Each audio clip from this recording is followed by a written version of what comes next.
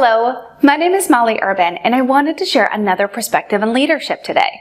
The past few videos, we have begun to understand that the unconscious makes up 90% of our brain and is the source for all our energy and all our behavior.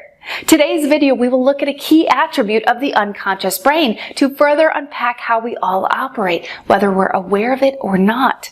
As we begin, do you know your definition for justice? The definition I use, equity, equaling out of effects. A person who believes in justice believes eventually everything will equal out. As we're going to discuss, your unconscious does equal everything out. I'm going to link in the comments research showing capuchin monkeys rejecting unequal pay. This research is helpful because animals only have an unconscious brain. So tests done with animals help us better understand the unconscious.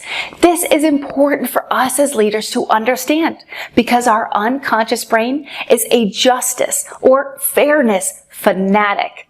As we discussed, our brain is 10% conscious. This means 90% of our brain, the unconscious, is automatically responding according to justice all the time. That's why the last video was so important before this one. We needed to first understand that the brain is reflexive. It only works in response, and it treats us according to how we treat others. My internal justice system in my unconscious is in charge of all my energy. So my unconscious releases chemicals according to how I treat others.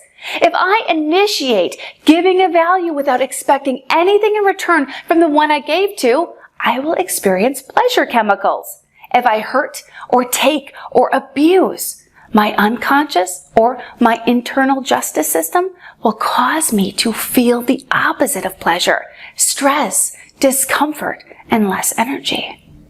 I can try to effort my way over this reflexive response from my justice system, but it will only cause an increase in displeasure chemicals, to which I can effort my way over consciously in the short term, but will crash in the long term.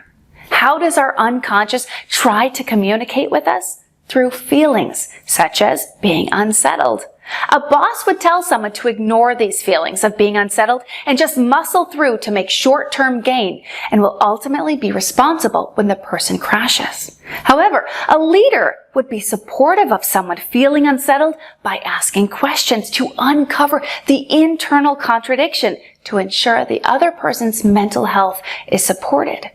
As many people have been saying in response to my previous videos, it is possible for us to use our conscious, the 10% of our brain, to take a different action, but it will result in tremendous amounts of internal stress, and it doesn't lead to lasting long-term change, and often results in burnout, sometimes leading to depression or worse. This approach doesn't support mental health and actually hurts someone in the long run. Are you willing to reconsider the traditional approach to helping someone and transition from a conscious approach to an unconscious approach that leads to lasting long-term change?